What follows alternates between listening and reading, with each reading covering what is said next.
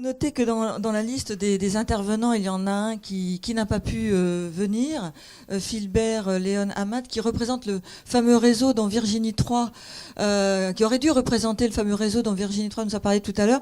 Il nous a envoyé un petit texte. Ouais. Que Virginie va nous lire, comme ça il sera quand même un peu présent. Et une fois de plus, on regrette ces sombres histoires de visa. Ils étaient vraiment très heureux de participer, en fait. Ils n'étaient jamais venus s'exprimer en France, je crois. Pour eux, c'était vraiment important de venir. On a fait tout le possible. Et quand Monsieur Léoné est resté coincé à Kampala, en fait, il nous a demandé, si possible, de pouvoir représenter NIR.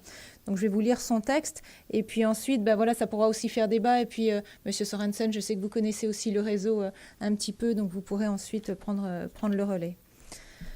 Je m'appelle Philbert Léoné Amat et je suis de nationalité sud-soudanaise, directeur exécutif du Humanitarian and Development Consortium, une ONG sud-soudanaise et membre du conseil d'administration Leadership Council de NIR, Network for Empowered Aid Response. Je regrette le fait de n'avoir pas pu participer en personne à cette conférence car je n'ai pas pu obtenir à temps mon visa. NIR a été officiellement lancé lors du premier sommet humanitaire mondial qui a eu lieu l'année dernière à Istanbul en Turquie. NIR est né à la suite des engagements adoptés lors du Grand Bargain sur le financement humanitaire. Ces engagements reconnaissent à leur juste valeur la contribution des ONG nationales et locales aux interventions humanitaires et plaident en faveur d'une augmentation des financements directs à ces ONG de la part des bailleurs de fonds et des gouvernements. De tels engagements sont fondés sur les réalités vécues sur le terrain. Il est aujourd'hui incontestable que les ONG nationales et locales sont partie intégrante des populations affectées et sont toujours les premières à se rendre sur le terrain pour répondre aux besoins humanitaires, et sont toujours les dernières à le quitter. Leurs actions sont plus efficaces pour plusieurs raisons. Elles connaissent mieux les dynamiques et les contextes de crise, elles s'adaptent plus facilement et trouvent des solutions plus rapidement aux problèmes émergents, et enfin elles sont moins bureaucratiques et moins coûteuses dans leur fonctionnement. L'intérêt de NIR n'est absolument pas de saboter les opérations ou de ternir l'image des ONG internationales existantes. Nous n'ouvrons pas et n'ouvrirons pas de front de confrontation avec ces dernières.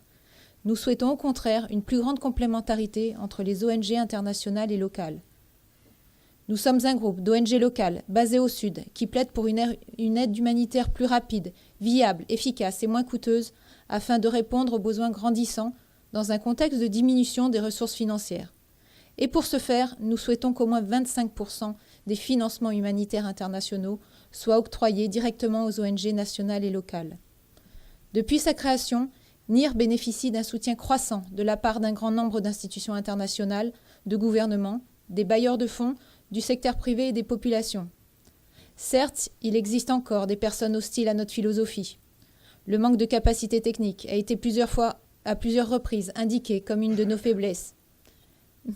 Mais nous avons dit qu'aucune ONG, qu'elle soit internationale ou locale, ne crée elle-même ses capacités techniques. C'est plutôt une question de ressources financières qui permet à quiconque d'employer des personnels très qualifiés.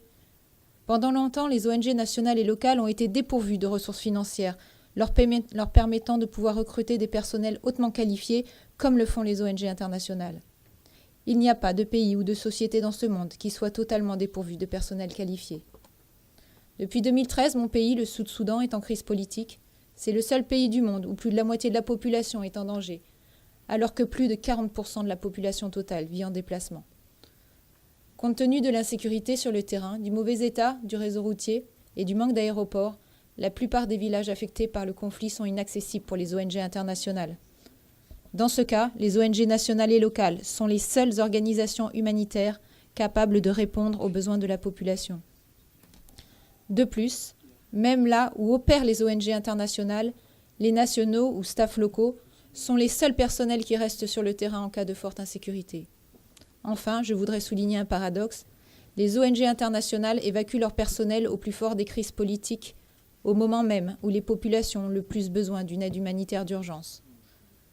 Pendant 16 ans, de 1990 à 2007, j'ai été un réfugié soudanais, vivant en République centrafricaine. Je faisais partie de la population affectée et ma survie dépendait de l'aide humanitaire. J'ai vu qui étaient les véritables bénéficiaires de l'aide financière dont étaient censés bénéficier les réfugiés, et je me rappelle encore de l'écart entre les réfugiés et les personnels des services humanitaires. C'est un rappel pénible. Ce que je veux dire à l'auditoire aujourd'hui, c'est que le système actuel humanitaire a besoin d'une réforme radicale. Pour que cela se matérialise, NIR fait appel à la consolidation de nos efforts.